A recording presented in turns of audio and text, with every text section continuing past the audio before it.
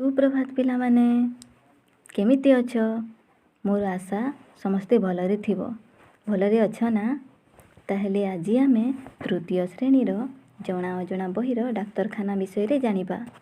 वर्तमान कोरोना महामारी जोगु आमे विद्यालय रे पाठ न पढ़ी ऑनलाइन माध्यम रे पाठ पढ़ुछु। पिलामाने तुम देह खराब हेले तुमे केउठाकु जाओ?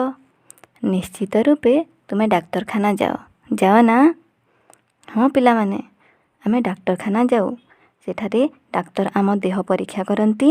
परीक्षा कला परे औषध लिखि दियंती। आमे औषध दुकानरू औषध किणी खाऊ आउ तापरे आमे भल होई जाऊ। ताहेले पिलामाने आजी आमे डाक्तरखाना विषय रे जानिबा। डाक्तरखाना रे किए किए काम करती तुमे कहि पारिबो कि? हाँ पिलामाने ए चित्रटी काहार जानिछ?